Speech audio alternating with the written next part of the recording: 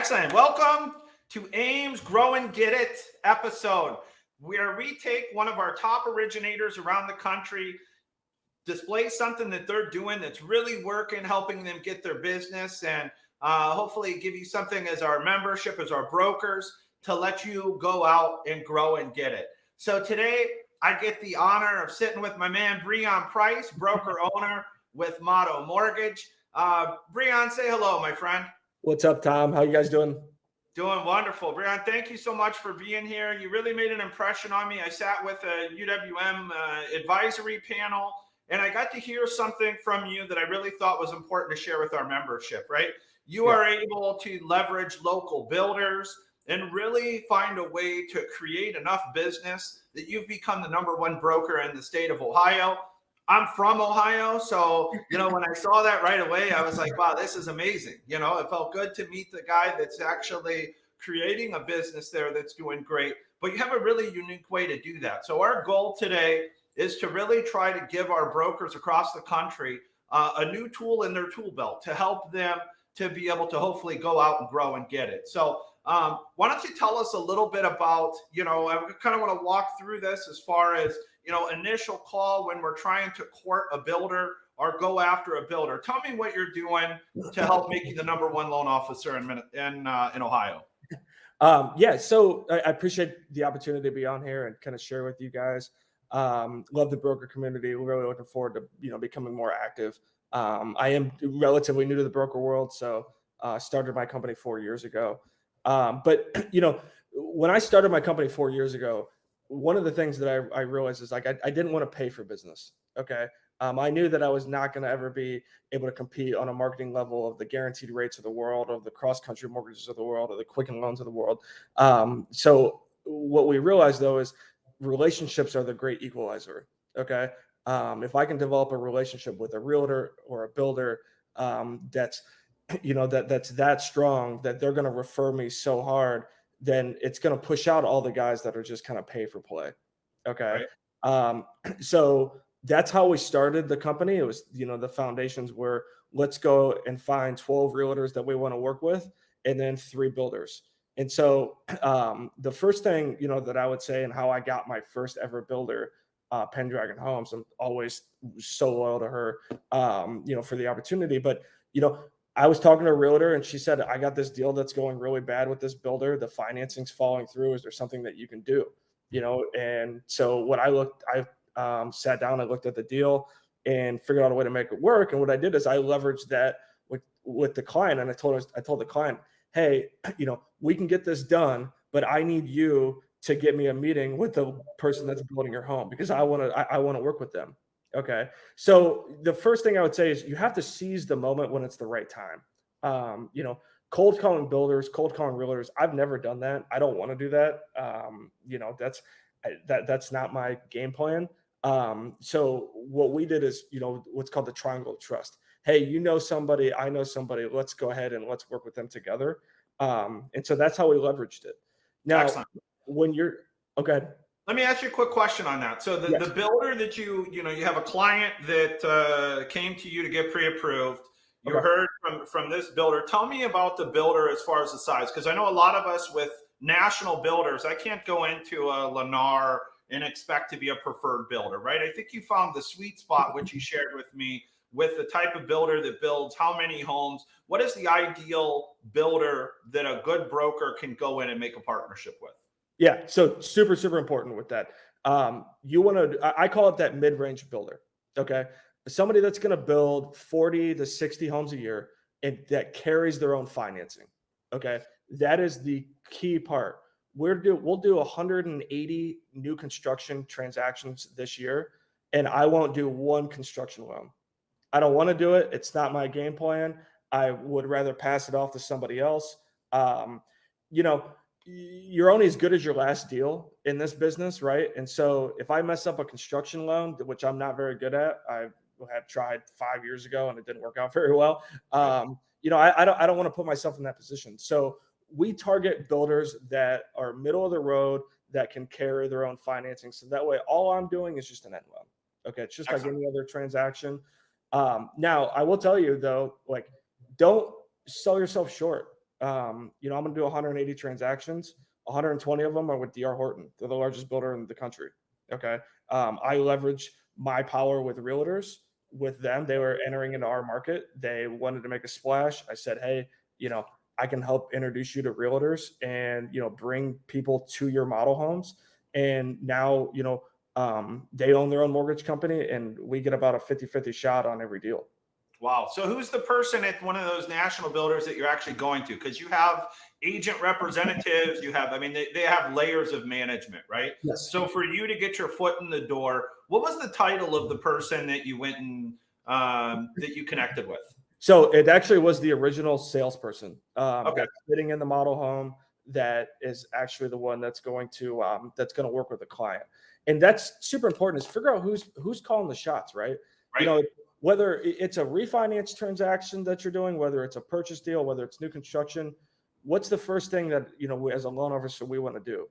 Figure out who's the one that's going to say yes. I love this. I can't remember who said this. It might have been Gary Vee, but it's like don't take no from an answer that from don't take no from somebody that can't say yes. Okay. So I started with the salesperson. And then once I built a relationship with them, it was the regional person. Okay. That was in charge of all the communities. And I said, look, let's do something fun with the 30 realtors, you know, that love to come to my events. And let's put you guys on a pedestal. And then you can show off your products. Because every realtor out there right now is complaining about inventory. Right. Right. And every builder right now is saying, hey, we're building all these homes. Well, you know, let's get them sold so that way we can go build more homes. So it's like, how do I bridge the gap? Okay. The other thing too, which is super cool, is, you know, you probably see this in your market. I'm kind of tired of pre-approving the same person 12 times, you know, and them losing out on a deal. If they go meet with a builder, then and they decide to build with them, there is no more. They're done, right? You know, Right. I can do all the work, and then I just kind of sit and let it settle until, you know, we're about 60 days out, and then we start our process. So it allows me to project out from a broker owner perspective. I feel a lot more comfortable going into the, you know, the slower seasons when I know we already got 15 million on the books for the end of this year. I think it's a huge win for the broker community if we can capture these middle range builders. Right. No, it makes perfect sense. So two things I want to touch on with that. Okay. One, you say how you're going to bring people to them. Tell me about what you're doing in order to bring agents to highlight or to put these builders on a pedestal to show them, hey, here's my product offering. Here's what I have. Why don't you tell me what you're doing? Yeah, so it's all about, like I said, putting this, you know, builder on the pedestal, right, and letting them show off their home. So we love to partner everything, you know, around wine tastings and, you know, alcohol and having a good time. That's kind of our vibe is, you know, hey, you know, come to our events, we'll have a good time, we'll connect you, we'll have like, you know, one thing that we want to talk about, and then at the end, it's let's do a one-on-one meeting. Okay, so you don't, you know, networking meetings aren't about pitching the product. It's about getting people on the hook. Right. Okay. So I'll throw a wine tasting. We'll invite 30 realtors to a builder's model home. Let the builder show off their home, what they do, why it's special, what their, you know, how long their build process is. And the one thing that I always make sure that is clear, okay, and this is, I think, what's allowed us to have sustained success is how is the real estate agent going to be compensated? Okay. Because the realtors that don't like builders and the builders that don't like realtors, it's all about compensation. So I always make sure and tell the builders, hey, explain when is the realtor going to get compensated? Is it when they sign the initial, you know, intent to proceed, or is it when they, you know, the house is done? Are they getting paid off the base price of the home, or are they getting paid off of base price plus selections? Because, you know, with new construction, I mean, you start at 500,000, you know, after you get into selections, at least well, with my family, it was like 700 we were done, right? So, you know, and realtors want to know, you know, how they're going to get paid. And, you know, there's no right or wrong answer. It's more of just clarifying this is how we do it. And then once you kind of set the parameters and set the, you know, the direction that we're moving forward, it's amazing how the realtors just connect with these builders. And then now, you know, we added all of this value. I didn't pay anything except for I bought, you know, probably you hosted a party, right? I mean, you're throwing a party and allowing everybody to get social, but you brought 30 agents to highlight it. I mean, that to me, where, you know, I can say in my own business, I used to do post-closing parties, like housewarming parties. Those those clients of mine have become lifelong clients, right? It's one of those things that really helps to deepen relationships. So amazing, right? I really love what you're doing, and it's obviously working. So one of the other things that I thought was important that I just want to share here before we wrap up, you also mentioned to me about making sure that you're tailoring the process to the timelines, right? Why don't you finish us out here and explain that part of it? Yeah, and I think that, again, it goes back to the broker community and our flexibility, to be nimble.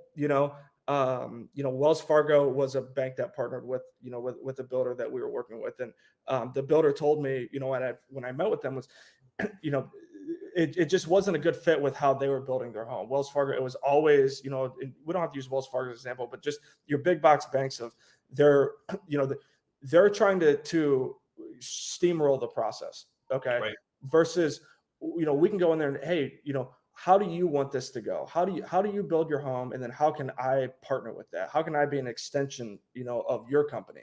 Okay. So, one of the things that I always ask them is, when do you want the appraisal ordered? Do you want me to order the appraisal off of plans and specs at the very beginning? Do you want me to order it, once the house is drywalled? What's the most success for you, the best process for you?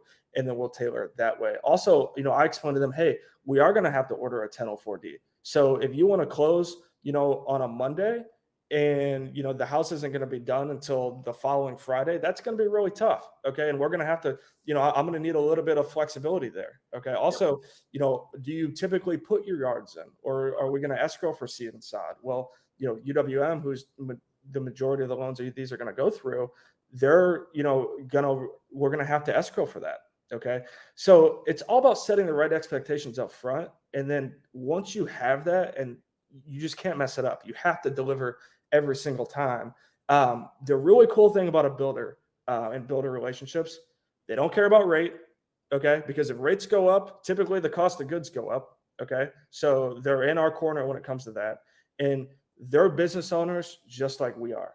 And I think, when you compare us to a big box bank, okay, I'll get in the trenches with my builders. We'll get skinny when we got to get skinny. We'll work with them. We'll be an extension of what they want to do.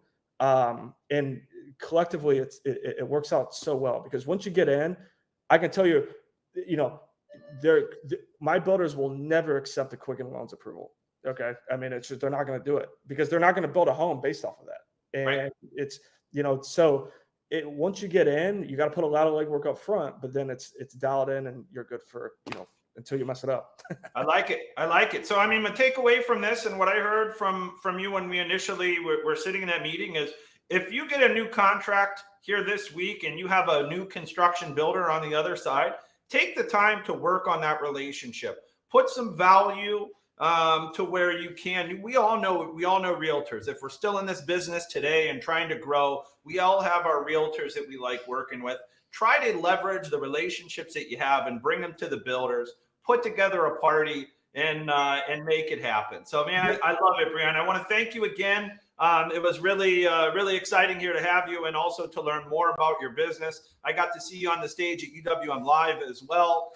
You just did a really good job. We're glad to have you in this community. So thank you for joining us, brokers, for this week's episode of Grow and Get It. You can watch all of our episodes if you go to our AIME's YouTube channel, or email us at AIME National, and be on the lookout for another episode every Monday, 12 p.m. Eastern, 9 a.m. Pacific, right here in the Brokers Are Better Facebook group. Breon, appreciate you, brother. Let's go out and grow and get it, my friend. Thank you so much. Let's do it. Thanks, guys.